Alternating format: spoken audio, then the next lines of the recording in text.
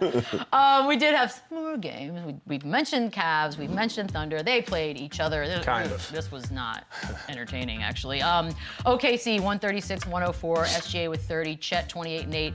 Mitchell, not named a starter, did have 19 points, 5 of 18. Cavs' worst regular season loss in nearly 2 seasons under Kenny Atkinson. It was Chet was a big story last night, Boogie, or yesterday, because he's obviously on a team with J-Dub and SGA.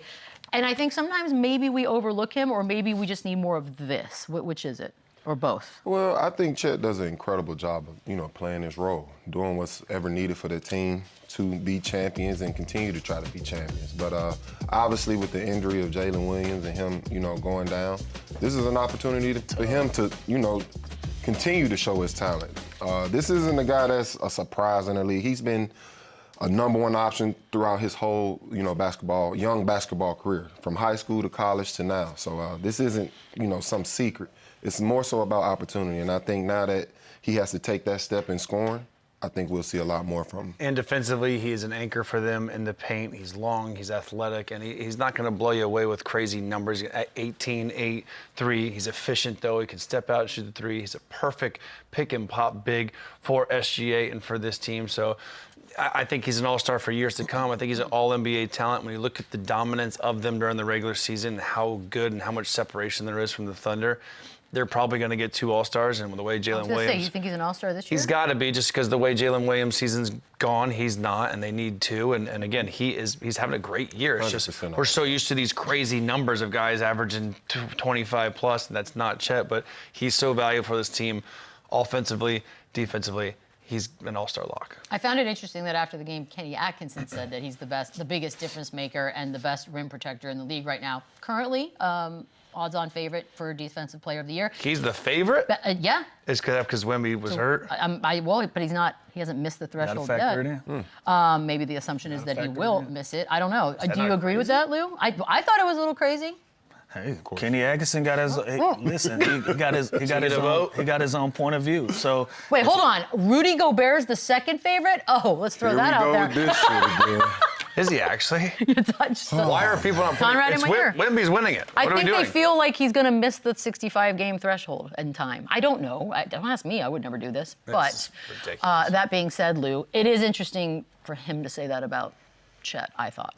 One thing we can't agree on, that he's one of 2 or 3. Okay, we can agree. Right, he's one of 2 or 3, and Wemby might get in some trouble with the 65-game threshold. Teams have also found a way to kind of draw him away from the rim a little bit as well. With OKC, they have the luxury of perimeter defenders where they can kind of keep Chet at the rim, and he's doing things like this. And so being in the conversation, being the favorite, that's going to come down to the experiences. And last night, when a team beat you by 30 points and you're the coach and they ask you that question about 20 minutes after that, that's probably going to be your point of view. And so with that, and also with what Chet's been able to do the entirety of this season, I don't hate the fact that Kenny Atkinson gave him his props. And guys like Chet and Wemby too, like, they're thin and they're frail body type, but no one's going to call them soft. Like, you know what I mean?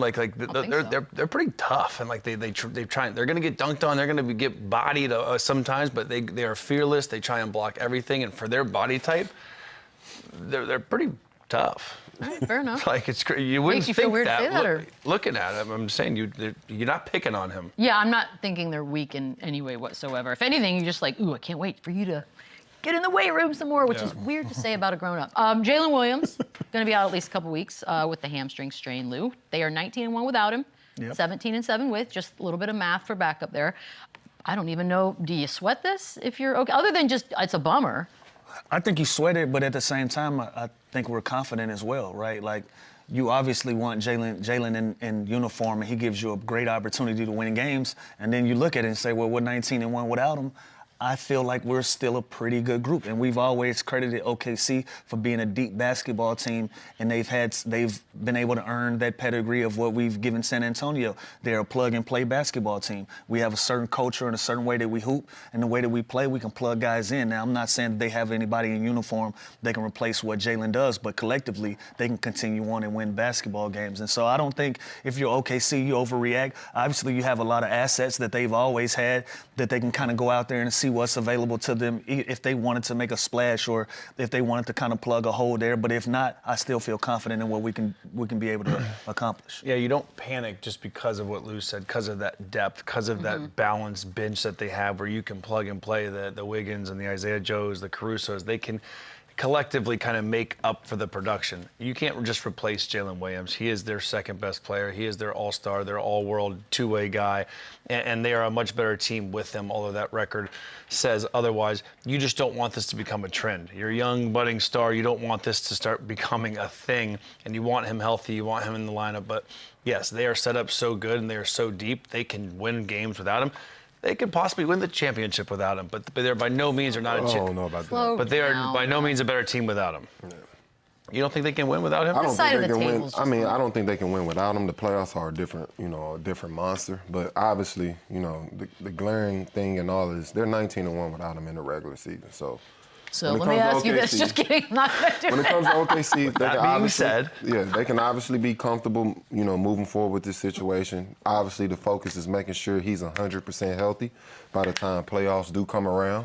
It's been a tough year for Jalen Williams. He started off with the hand injury. He now has the hamstring. So I think the most important thing for OKC and making a great chance at winning another ring is making sure he's healthy by the time playoffs come around.